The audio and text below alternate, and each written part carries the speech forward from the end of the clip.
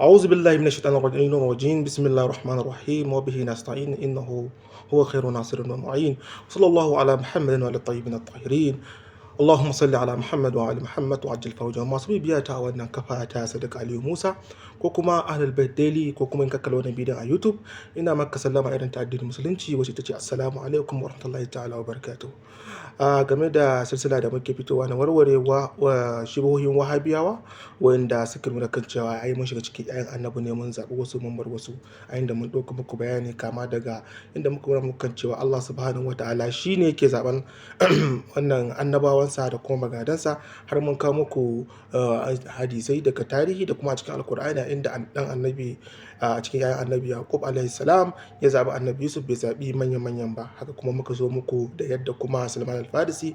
ya zo ya musulunta bayan an bashi wasu dokoki ko kuma wasu ka'idoji da zai iya gano annabin karshen zamani. Sannan kuma a biyu da na karshe mun muku bayani akan hadisi dar inda muka ce muku manzo Allah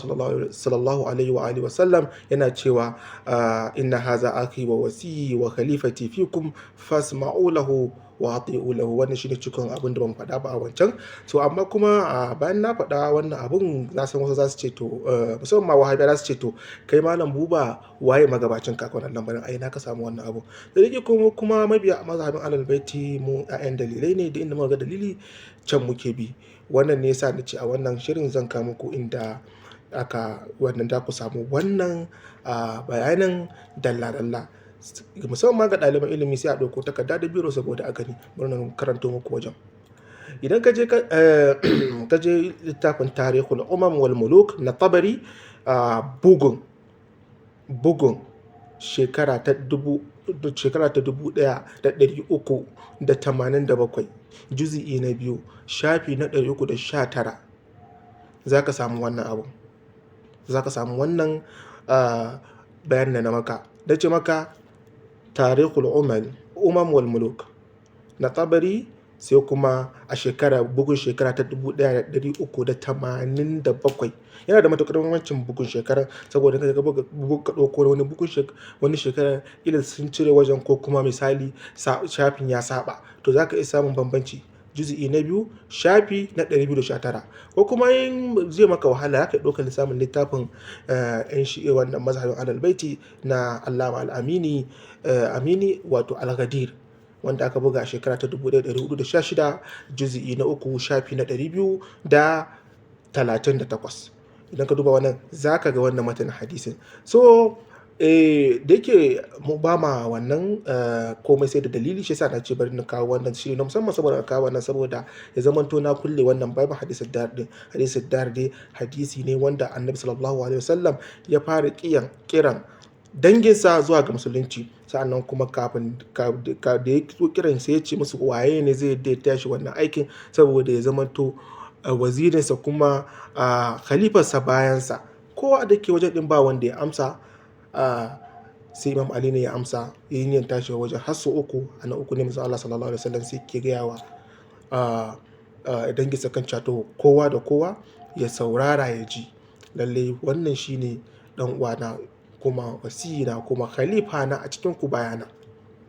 Har a lokacin ma Abu Lahab yake wa Abu Talib maskare abinda Iran sai kiran shi kamar yana kimsa ba'a yake ce masa to kaji daga yau faɗanka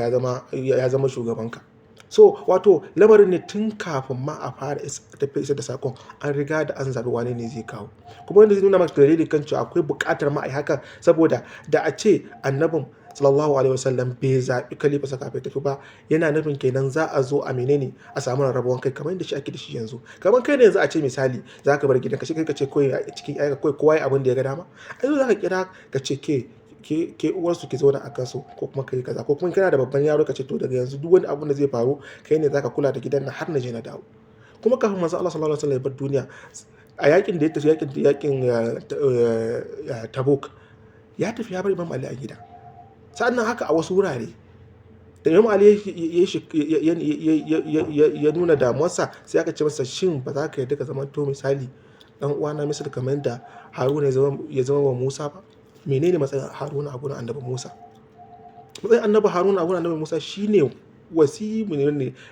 wasiyinsa da khalifarsa a cikin al'ummarsa. Rabbi shrah li sadri wa yassir li amri wahlul 'uqdatan min lisani yafqahu qawli waj'al li waziran min ahli haruna akhi. So tuntuni tsarin Allah baya tafiya babu magaji tuntuni. Ko yanzu misali a tsarin duniya ma akwai shugaban kasa akwai mataimakinsa, akwai gwamna akwai mataimakinsa, akwai ciyaman akwai mataimakinsa, saboda in baya nan a kawo wani